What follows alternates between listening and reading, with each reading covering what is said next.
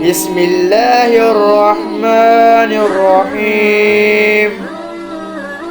حدیث مبارک۔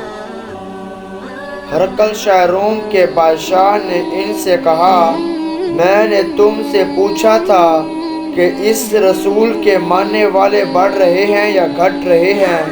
تو نے جواب میں بتلایا کہ وہ بڑھ رہے ہیں۔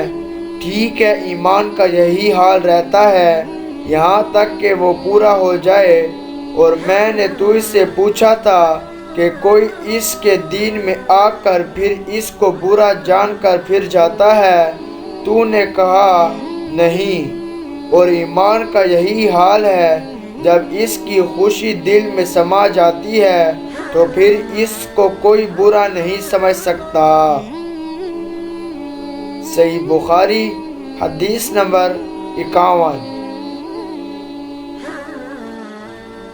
حدیث مبارک۔ اور صلی اللہ علیہ وسلم فرماتے تھے، حلال کھلا ہوا ہے اور حرام بھی کھلا ہوا ہے، اور ان دونوں کے درمیان بعض چیزیں شبہ کی ہیں جن کو بہت لوگ نہیں جانتے کہ حلال ہیں یا حرام۔ پھر جو کوئی شبہ کی چیزوں سے بھی بچ گیا، اس نے اپنے دین اور عزت کو بچا لیا، اور جو کوئی اس شبہ کی چیزوں میں پڑ گیا، اس کی مثال اس چرواہ کی ہے جو شاہی محفوظ چراگاہ کے آس پاس اپنے جانوروں کو چرائے۔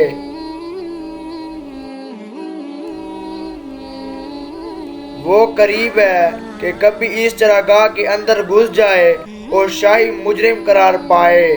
سن لو، ہر بادشاہ کی ایک چراگاہ ہوتی ہے۔ اللہ کی چراگاہ اس کی زمین پر حرام چیزیں ہیں، بس ان سے بچو۔ اور سن لو، بدن میں ایک گوشت کا ٹکڑا ہے، جب وہ درست ہوگا سارا بدن درست ہوگا، اور جہاں بگڑا سارا بدن بگڑ گیا۔ سن لو، وہ ٹکڑا آدمی کا دل ہے۔ صحیح بخاری حدیث نمبر 52۔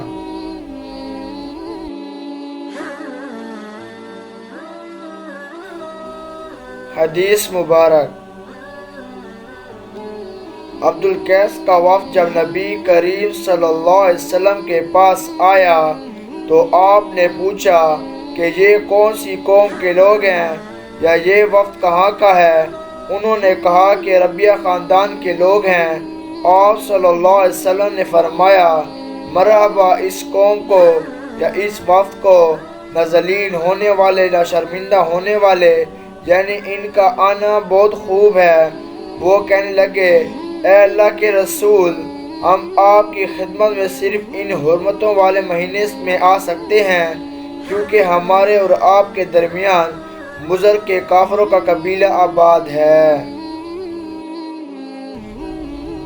بس آپ ہم کو ایک ایسی قطعی بات بتلا دیجئے جس کی خبر ہم اپنے پچھلے لوگوں کو بھی کر دیں جو یہاں نہیں آئے، اور اس پر عمل درآمد کر کے ہم جنت میں داخل ہو جائیں۔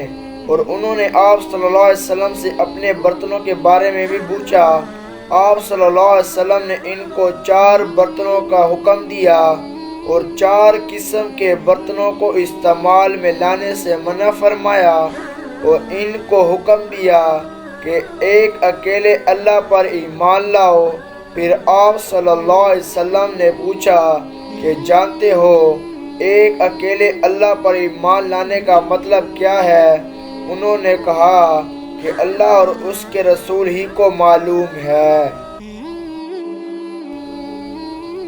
آپ صلی اللہ علیہ وسلم نے فرمایا کہ اس بات کی گواہی دینا کہ اللہ کے سوا کوئی معبود نہیں، اور یہ کہ محمد صلی اللہ علیہ وسلم اس کے سچے رسول ہیں، اور نماز قائم کرنا اور زکوٰۃ ادا کرنا اور رمضان کے روزے رکھنا، اور مال غنیمت سے جو ملے اس کا 5واں حصہ مسلمانوں کے بیت المال میں داخل کرنا، اور 4 برتنوں کے استعمال سے آپ صلی اللہ علیہ وسلم نے ان کو منع فرمایا، سبز لاکھی مرتبان سے اور گدھوں کے بنائے ہوئے برتن سے، لکڑی کے کھودے ہوئے برتن سے اور روغنی برتن سے، اور فرمایا کہ ان باتوں کو حفظ کر لو اور ان لوگوں کو بھی بتلا دینا جو تم سے پیچھے ہیں، وہ یہاں نہیں آئے ہیں۔